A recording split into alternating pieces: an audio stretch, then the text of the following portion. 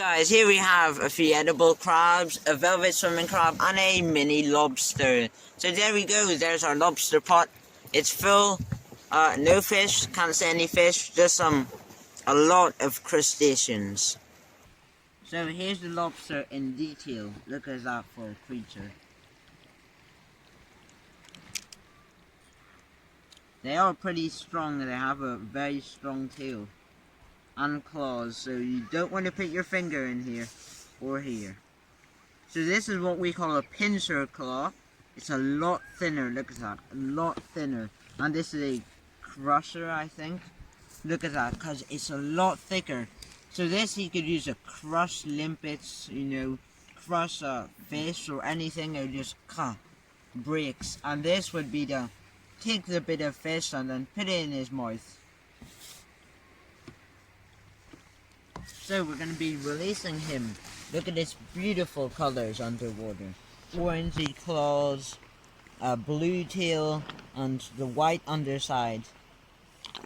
So we'll be releasing this lobster. Off it goes.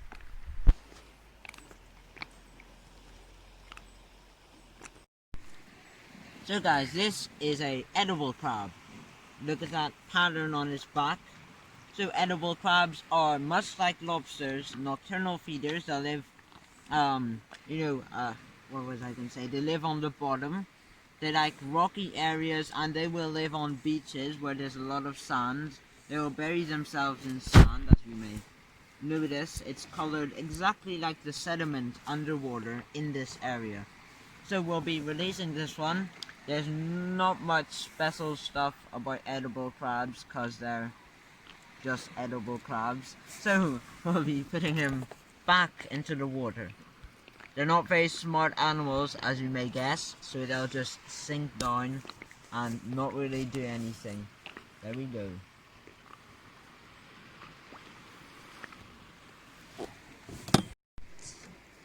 Here we have a massive velvet swimming crab. So I've measured my finger. I use my finger to measure stuff. This is 8 centimeters finger, okay?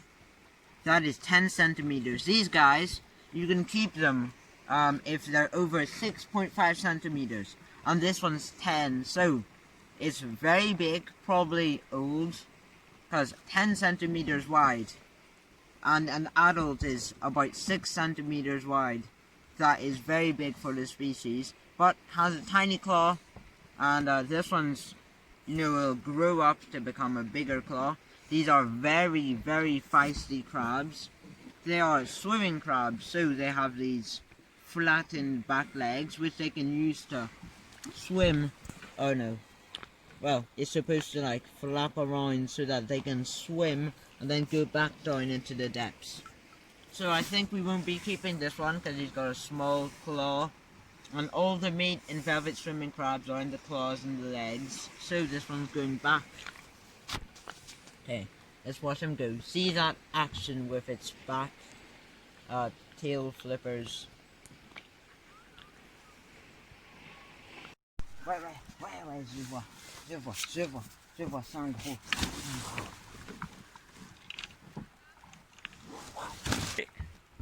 So guys, look at what we've got. This is a big pollock. So I think we're fishing over a reef at the moment, which makes sense. And I caught him on some mackerel, which is my first time catching a pollock on mackerel. So guys, here's the pollock that I caught. So it was on some mackerel, and this is my little trick here. This is some floaty stuff. It just floats just slightly off the seabed, so that none of the crabs or lobsters can go and nibble at it or anything. And this pollock, look at that, on a mackerel bait. The mackerel was about, let me show you exactly what I was using. That. And that mimics a small fish, and it smells like a small fish, obviously. And a fish that size can eat small mackerels, sprats, and sand eels.